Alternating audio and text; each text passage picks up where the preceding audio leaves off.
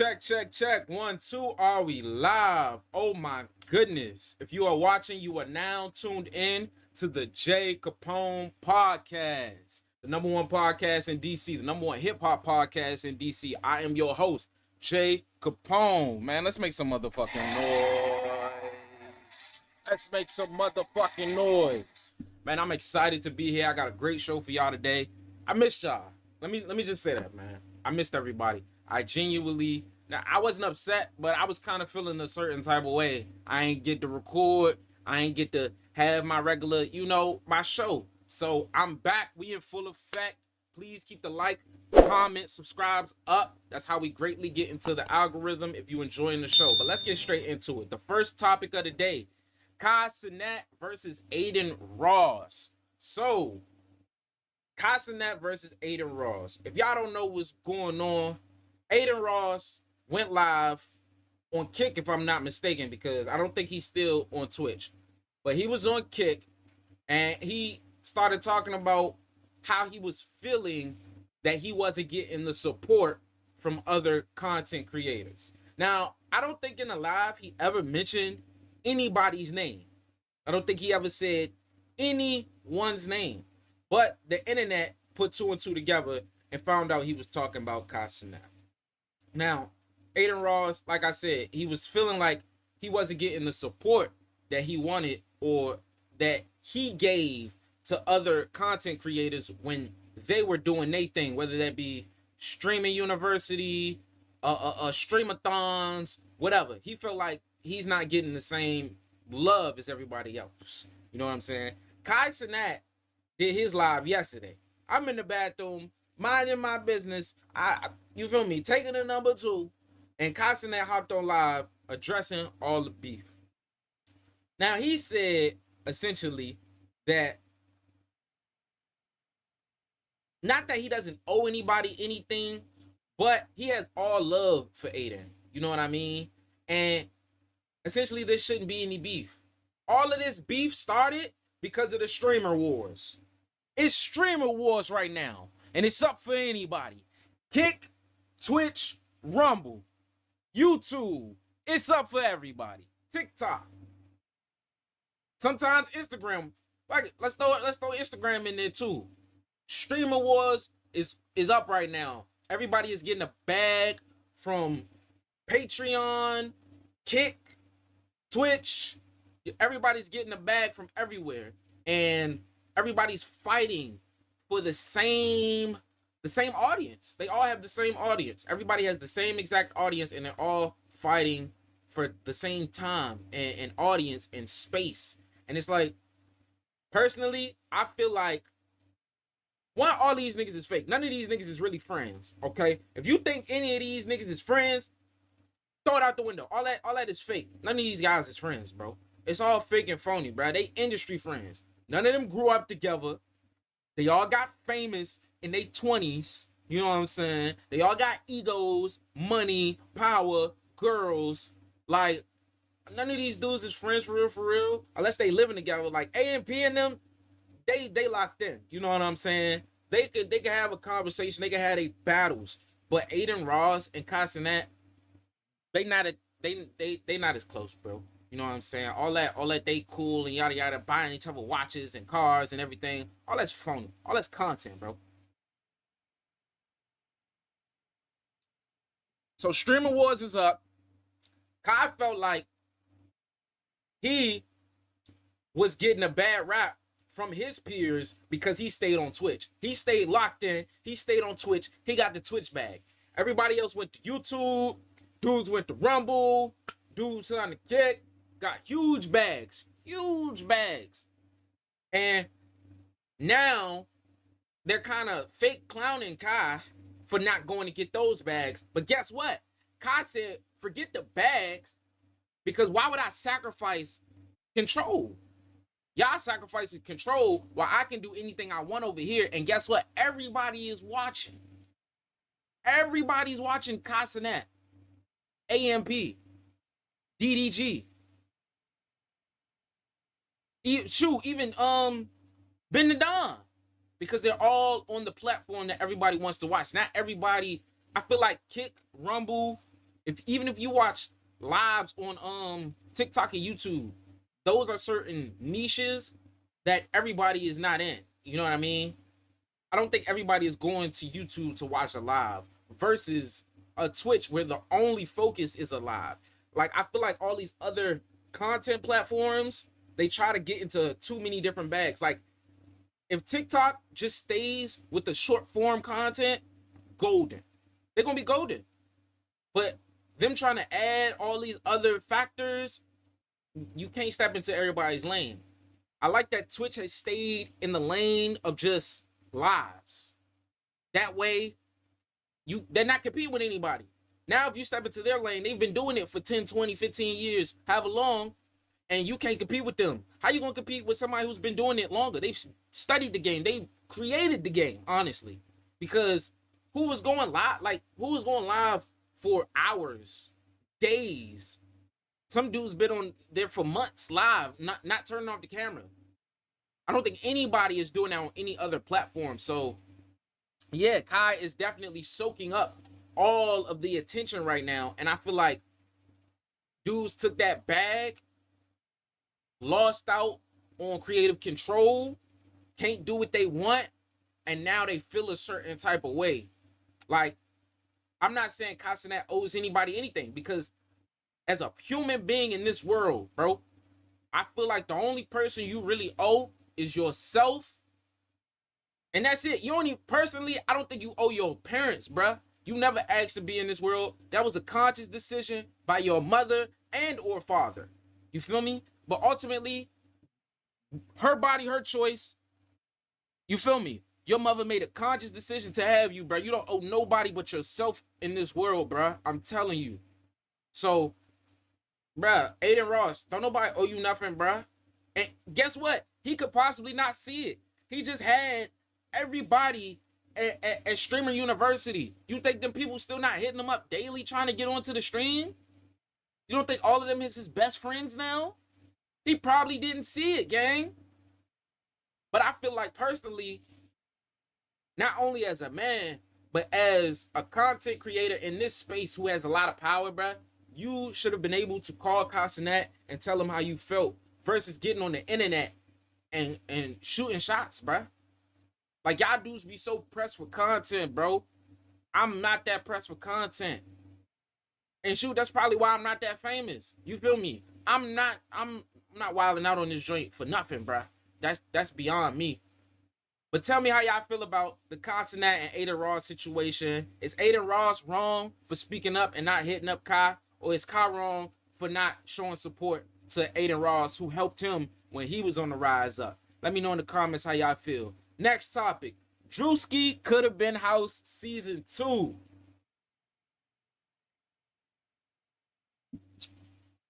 Last night, I watched episode 1 of Could Have Been House Season 2.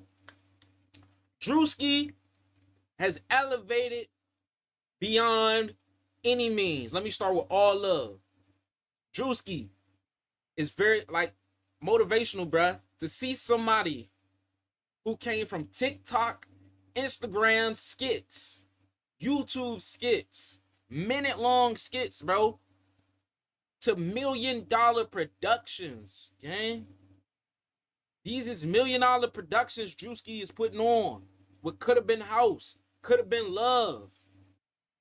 I remember I was watching Drewski 2, 3, maybe 4 years ago on YouTube when he was vlogging, just randomly going to different places, just trying to get his name up. Like, Drewski as elevated, and it's truly motivational to see a black comedian take the game to a whole nother level, bro. And I say, if not the next season, 2 seasons from now, Netflix, Hulu, Amazon Prime, he's gonna $10 million minimum on this TV show. I'm telling you, bro, it's great to see, man. All love to Drewski for Could Have Been House. But I watched episode 1 last night. Extremely funny, bruh. Extremely funny. So far, my favorite dude might have to be the white Jamaican. The white Jamaican, he like I don't know, bro. It's something about him. I think he gonna be top 5, top 10. My man Bibble from Baltimore. You know what I'm saying? He's dumb funny. If y'all don't know who Bibble is, go check him out. He was on Reggie stream. That's how I got hip to him. He was a barber, or if I don't know if he act like he was cutting his hair. You know what I'm saying? He was hella funny. The white girl was hella funny. I don't know. It was just a beautiful combination. I think I'm finally starting to get could have been like what Drewski is trying to build with the could have been. It's a long skit, like it's just long bits. That's literally live bits, reality TV show with no script. Like Drewski is really trying to bring back, or really trying to bring the essence of a reality TV show. You know what I mean? Like I feel like it's not even feel like when you watch it, the only scripted parts are him and the security, him and his men is scripting everything, putting these contestants into a situation where they test it, bruh. Like they test it. Like after he bring everybody in, they don't immediately go into the house. He got a tent set up for them and everything. They go into the tent. Nobody can smoke in the tent. It's all black people. You feel me? Everybody from the hood. You know niggas gotta blow down, man. Where is that? You know they gotta blow down. Nobody can smoke. They come in there and tell the white Jamaican, you the only one that can smoke in the designated smoke area. Tell me why it's a part of the tent that's open, like the little window part with the little screen on it. They tell him he can smoke right there, and he Bumbaclad, Badman, Big Bloods, stupid, like all that in their face and everything. Got him mad. The one little bluffing dyke that looked like a little, I don't even know. She just looked like a smooth, swole little dyke, she just bluff, little small joint. She all talk. She's a smooth bluff. I think she gonna be out of there in 2 weeks. Somebody gonna fight her. Somebody gonna drop her. But she told us if he come back in here on my mama, he gonna have to squabble. Where's Faye? I might have to take his fave on. I'm like, no. On Zoe, I couldn't have been there. Your Lord, let them would have told me I could smoke, and you talking all that. I'm blowing the gas in your face, and when I come back in there, I want to see you about that fade. Since you talking all that, cause y'all need to stop it. A lot of y'all dykes, a lot of y'all studs. I don't even know another name. All of you masculine women who want to be all tough, and then the nigga face and all that. When the nigga smack you, dog you, start dragging you around the parking lot like you was a little boy, like you a grown man, don't be mad, bro. I'm telling you. Because y'all be too crazy with it sometimes, bro. I'm not going to hold you. I remember one time, I'm working at the airport. And me and my cousin, you feel me? We going to IHOP because IHOP 24 hours, we work in the graveyard shift. We go to IHOP on our break. We hop out the car. Mind you, it's dark, late night. You feel me? We sitting in the car before we hop out. And this silver car, I don't even remember what type of car it was, just pulled real close. Like, bruh, almost side swiped us. You feel me? We parked, sitting, chilling, smoking a J. You feel me? Waiting for our food. She come real close, park. Open the door. You feel me? Almost hit it. Almost hit the car. Smacked this drink. Looked at us in the car. Walked over. Waited for a girl. Looked back at us while we was sitting in the car. And walked with her girl. We like, what the fuck? Why she look at us like she just wanted to John Wick us in the car? Shawty just wanted to 007 us right then and there for nothing. We didn't say nothing to her. We barely looked at her. We just looking back at her, looking at us. So we go in the restaurant with her. Bruh, she's standing there with her girl, just keep. I'm like, yo, shawty, we will jump this shit out you in this IHOP game. And your girl is not going to do nothing to stop us. In the work uniform, too. And go back to work. Like, y'all got to chill out, man. All y'all, the super dykes. That's what I call y'all. The super dykes who forget y'all girls and really think y'all dudes. You feel me? Forgot y'all got that little coochie down there. You got to remember, you got the little coochie. All right? God gave you that little coochie for a reason. We built different. God dang it. We muscle. Y'all is mainly fat. No matter how much y'all work out, y'all got a different layer of skin. You understand? These right here will crush you. Better stop it. But that's how I felt about the Drewski House. Also, I went back and watched episode 1 of season 1 of Drewski House.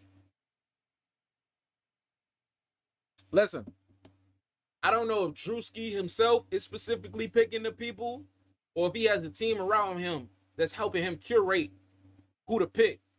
But it's like literally episode 1 of season 1 and episode 1 of season 2 are literally the same episode, the same people. The only thing they missing is the midget. I swear, if they would have had a midget in this season, it would have been the exact same episode. I swear to God. Literally. But tell me how y'all feel about Drewski could have been season 2, episode 1. I'm messing with it. I'm waiting for the rest of it. I wish they dropped that all at one time, like it was Netflix. That's the only critique. Because I know it's finished. So it's like, that's my only critique, bro. I wish they just dropped it all at one time. You feel me? But other than that, maybe on some membership.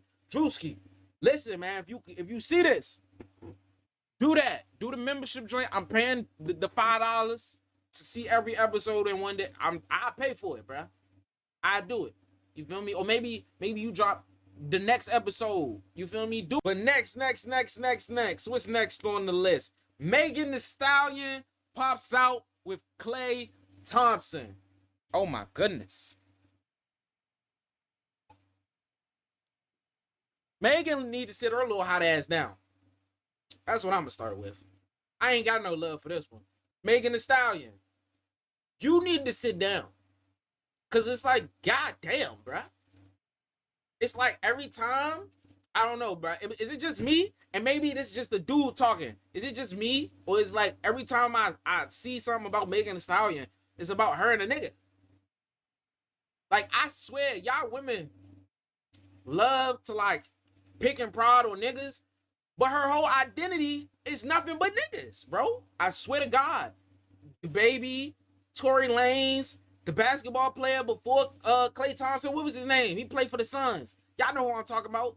I can't think of the dude name right now, bruh. What's the dude name, bruh? Hold on, man. It's on the tip of my tongue. What is that dude's name, bro? Devin Booker. She was talking to Devin Booker. You know what I'm saying? The whole shit with Tory Lanez. Now she on Klay Thompson. Personally, I really don't care. Like, I really don't. This is the fact that, like, why is this even a thing? Like, who cares? Megan, sit your little hot ass down. Tory Lanez might get out of jail. But it's a season of love. Let's say that. It's the season of love right now. Everybody is in love except DDG. Everybody in love except DDG, man. But let me know in the comments how y'all feel about the Klay Thompson and Megan Thee Stallion popping out, man. Next. Travis Scott album. Oh my goodness. So, if you haven't listened to Jack Boys 2, go ahead and skip past this part. Because I'm about to talk about this for a little minute. Just go ahead and skip forward. You feel me? I'm done talking about this. I'm about to talk. Travis Scott album. I want to start with positivity first and then go into my critiques. My positive factors. Travis has had a hell of a year, personally. Like, he's been on a crazy run from PlayStation to clothing to the watch. If y'all don't know about the watch, just look up Travis Scott watch. That watch is crazy. It's stupid. To the Lamborghini. Like, the rollout for the album, for me, is better than the album. This was honestly a rollout in the last, like, 2 to 3 years that has been exciting, where I've seen Travis Scott everywhere. Everywhere. There's so much money. There's so much money tied into Travis Scott right now. It's not even funny. And I love the artistry because I was just asking for that. Literally. I was just saying dudes need to promote their albums in a different way. I need to see them. If you're going to be outside in a different way. Do the Lamborghini. do the watch, do the shoes. Even if I can't afford it. That's a cultural thing to me that's like, okay, maybe one day. Or this is a piece of history for somebody else to create something different. Yeah, you might have did a collab with Lamborghini, but what if somebody make their own car? A rapper car. I don't know. You know what I'm saying? It could be anything. But I applaud. The rollout from Travis Scott is amazing right now. Personally, how I feel about the album, there was like 2 to 3 songs personally that I like. Like, let me look at the track list so I could tell you which songs I was messing with and which songs I just straight up just like. Because personally, most of the album was boring. So he starts it off with JB2 Radio. It's not really a song. It's more so like giving you a pretense of what the album's gonna be. A lot of MGK samples, a lot of old hip hop samples. The only songs I messed with, Dumbo was cool. No Comments, Don Toliver was cool.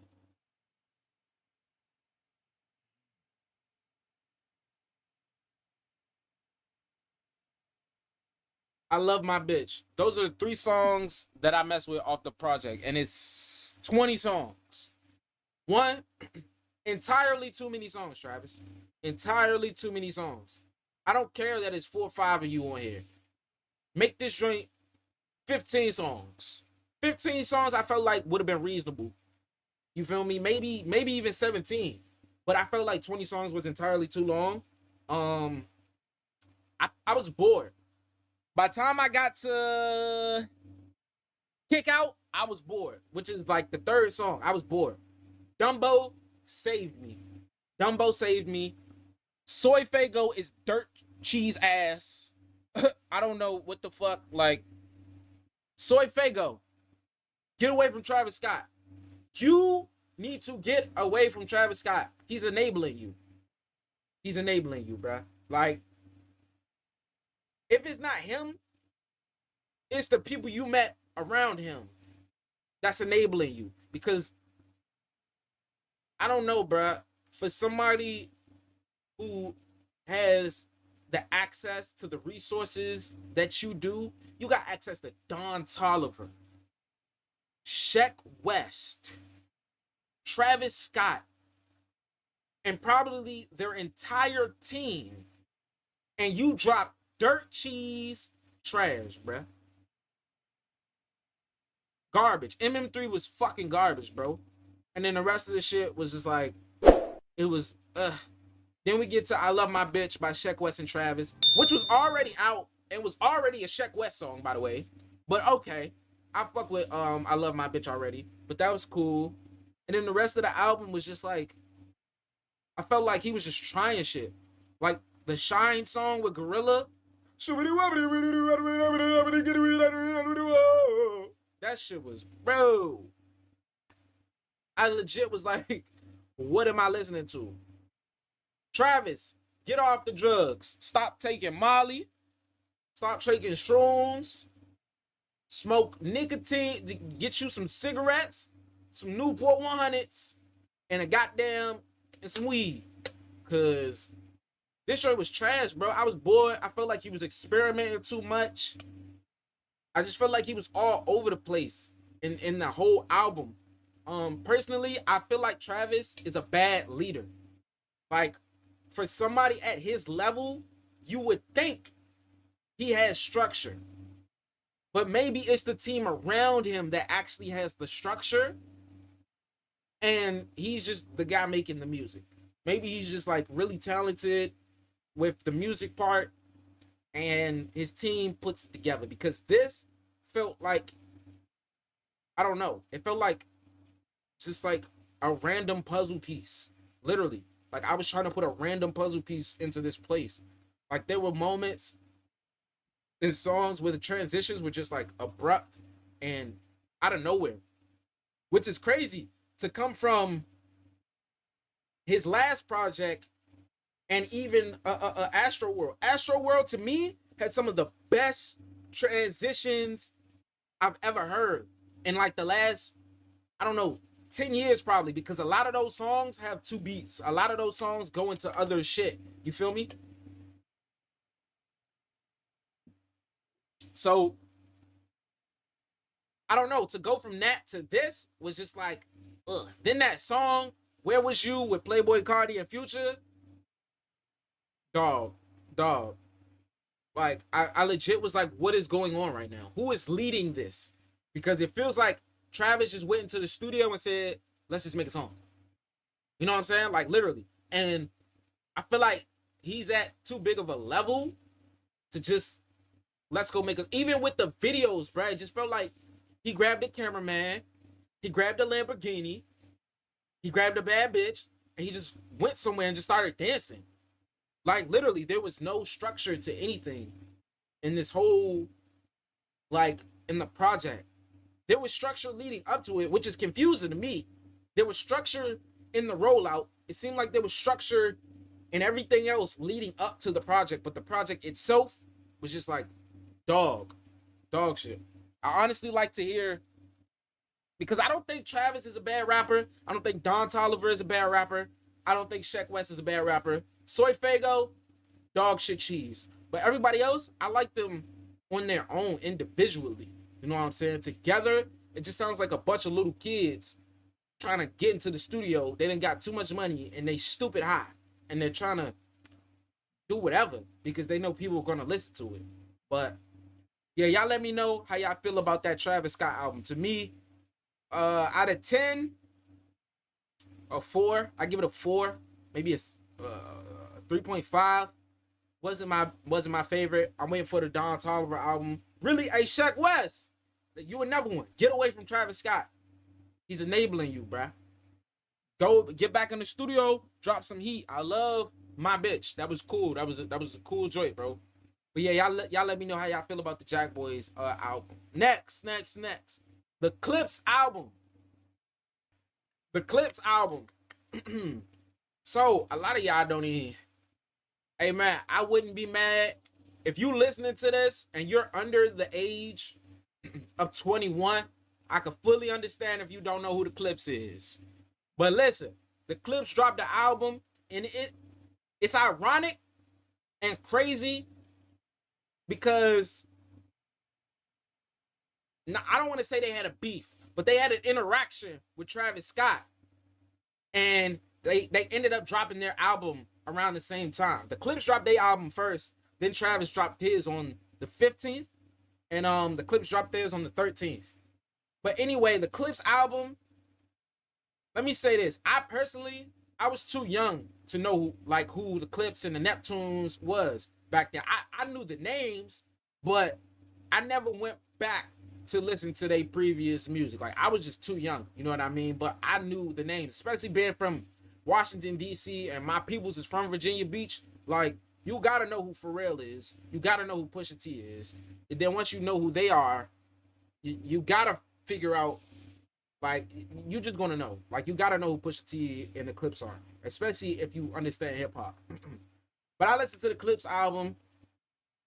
Let me go through the track list because this album, I wasn't surprised. Let me not say surprised. That's not what I felt, because a lot of people my whole life been saying not only are the Clips like that, Pusha T is that guy, but Malice. Everybody has been saying Malice is. You think Pusha T like that? Malice is really the guy. He's really that guy, but he shied away from the light. But the Clips album starts with "The Birds Don't Sing." Um, the reason this was so like profound to me, on this whole album, all I felt was family. I felt love. I felt integrity. I felt strength. I felt power. I felt generational change in this one album, in this one project. I felt proud to call myself a black man. And I got all that just from this one project. But they start off with The Birds Don't Sing. They open up about the passing of their parents. They talk about their relationship with their father and what have you. And I don't know. I genuinely thought it was a very profound song. The project, in many ways, just touched me and let me know. I don't know, bruh. You gotta stay true to yourself. Like, I think that's the greatest strength as a human being. Staying true to yourself, staying true to your word, having integrity.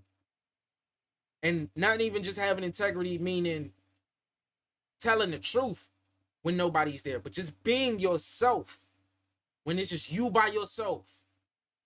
Are you going to stick to your morals? And I felt all that. I felt all that in this one project, in this one album. They also had the second track is with Kendrick Lamar, Chains and Whips. Beautiful. In that song, I just felt everybody's living a lie.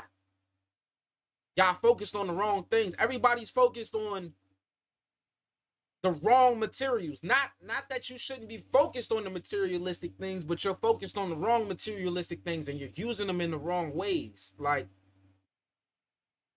most of y'all just want jewelry and clothes, the assets that you need to acquire in life to build generational wealth. Like, that's what I felt in this song. I don't know, there was a lot of emotion in this whole project, and like I said, I'm just proud to call myself a black man after listening to it. I have so many questions I wish I could ask. Then my favorite song on the whole, it might be Ace and Trumpets. Ace and Trumpets might be the best song on there. Let's play that joint one time. To see it, strippers shaking ass and watching the dough blow. But yeah, man, y'all let me know how y'all feel about the Clips album. Leave your comments down below. Out of 10, I don't know, man. I'm not gonna give it a 10. I give it an 8.5. 8.5 out of 10. Definitely a listen. It's only 13 tracks as well. A very not short, but it's a good listen. If you like hip hop, if you like rapping, you're gonna enjoy the album. But yeah, let me know how y'all feel about it. What you rate it out of 10? Next. Shannon Sharpe beats the 50 million sexual lawsuit.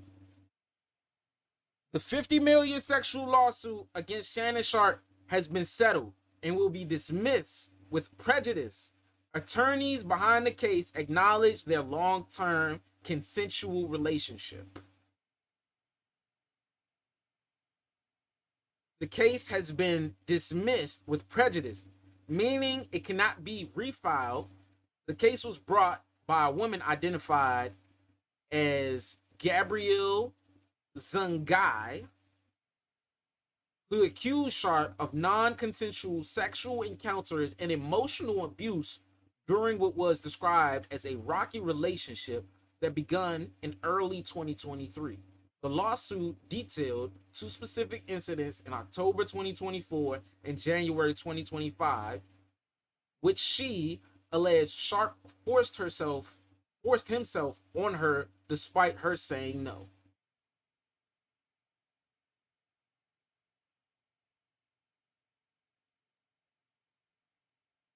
Oh my God. So Shannon Sharpe just beat the sexual allegations. I'm not gonna say this is what I thought, but it didn't seem like he forced anything onto her.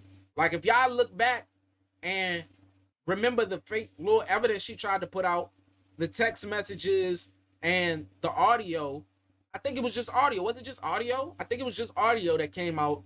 It seemed edited. It seemed like that was, and he said it himself, that was something that was consensual that we both agreed upon to do. You know what I'm saying? And the result of it was two consensual adults. You feel me? He never forced himself. Like, I don't, you feel me? He was saying he don't get why this is a lawsuit and this is gonna be turned down. One, this is crazy. There needs to be a full apology by that lady. He need to sue for, the only reason I say don't sue for defamation is because what if she don't have the money? Like, and then does she ever have to pay the money? You know what I'm saying? Like, if I'm Shannon Sharp, what I'm doing, I might just leave it alone. Personally, I might just leave it alone, cut off everybody who turned their back on me, and just get back to regular business and just leave it alone. Ultimately, what I do think she should do, she definitely need to put out a public apology, and like every news outlet needs to post this.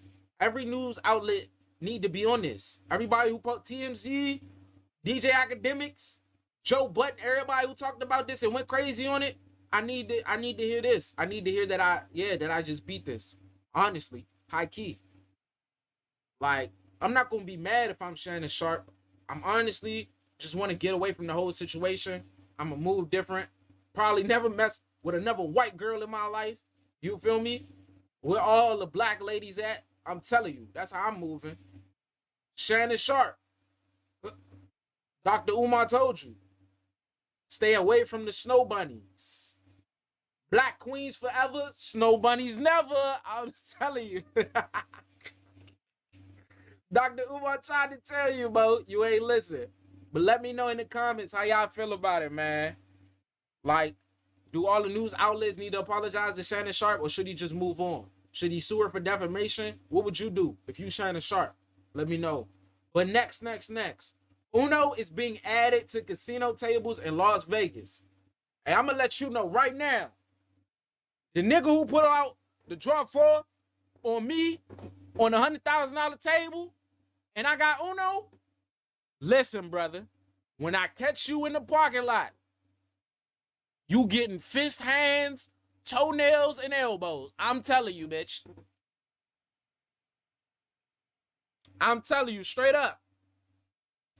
The nigga who pull out draw 4, reverse, switch hands, all that shit skip on the $100,000 table, I'm dogging you. I'm gonna find you. I'm letting you know that right now. I'm letting you know that right now.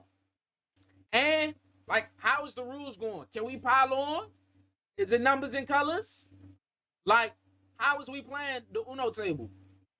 Hey, Las Vegas about to get crazy. I'm trying to book the flight right now. I need to be in Vegas right now, or I swear to God, I'm busting everybody in Uno. Can't nobody see me in Uno. $1 million on the line. $500,000 on the line. Nigga, I'm about to get... What? TikTok who? Fuck all this content shit, nigga. I'm about to get rich off Uno. Fuck is they talking about? Let's run it up off Uno, nigga. They need to put that shit everywhere. Let them put that shit down to MGM. Hey, listen. It's up for you. If I catch you down at the Uno table and you pull out draw 4 and I got Uno, I'm on your head, gang. I'm on your head. Like, what you gonna do when the whole table got mad draw 2s? Bitch done put draw 2, draw 2, draw 2, draw 2. Bitch, you gotta draw 16 at the end of the table. I'm on your head, bro. $100,000 on the line, $1 million on the line. I'm not playing with y'all.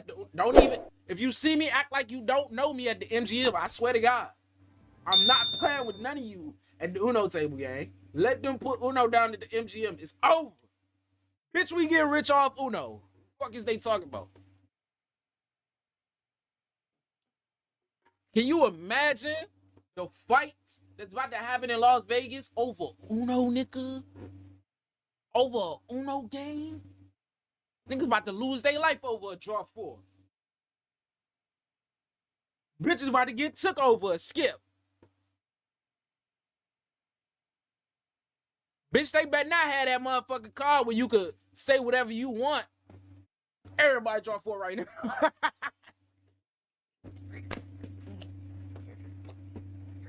Everybody pick up 20 cards right now. Fuck is they talking about? Oh my God.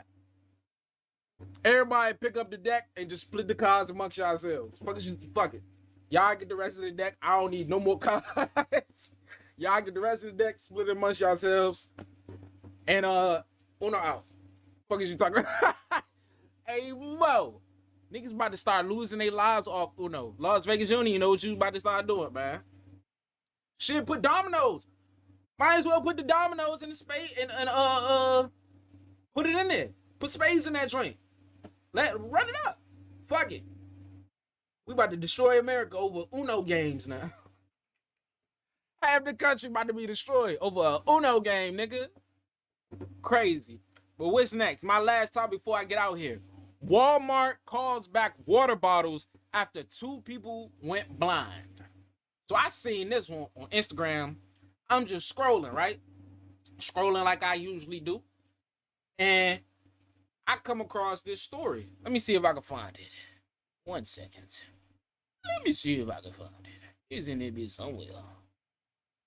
Somewhere.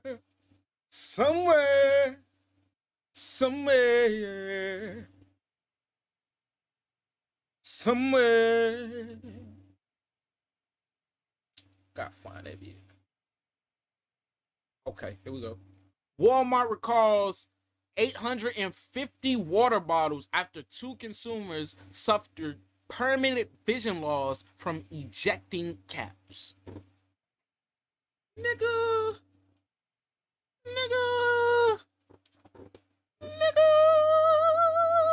Lawsuit. Hey, where the money at? Hey, I need that money. No funny. Hey, Walmart.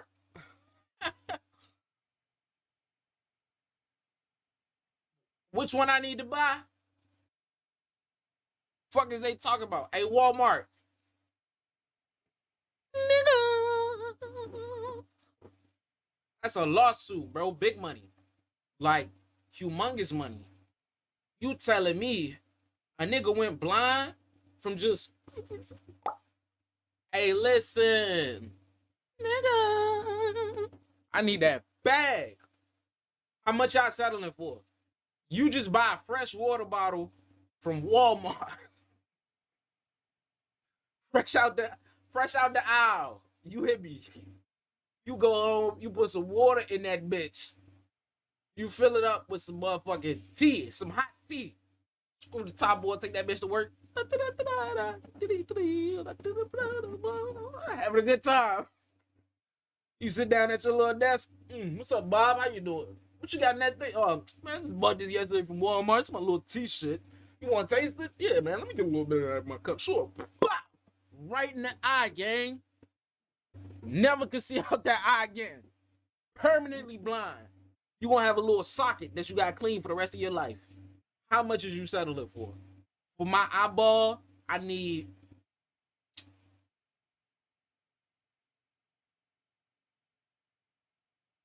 $5 million.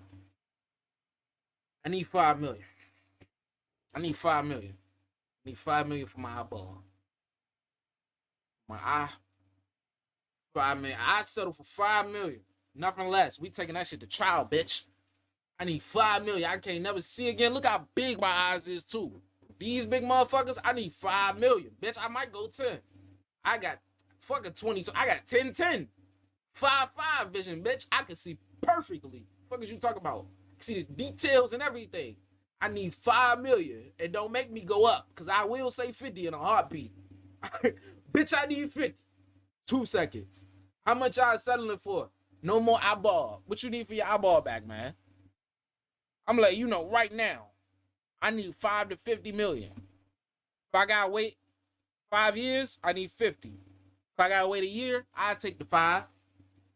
But if I gotta wait 5 years, I want 50 million. My soul. My eyeball, I don't get to see it again, bitch. You gonna pay me every single dollar. But yeah, man, y'all let me know in the comments how much I need to settle. You lose your eyeball, fresh water bottle. Again, I'm your host, Jae Kapone. If you enjoyed this episode, please like, comment, subscribe. That greatly pushes us into the algorithm, bro. And I enjoy this, man. I'm gonna keep pushing videos out, keep pushing clips out. Y'all keep spamming that like button, and I'm gonna get out of here, man.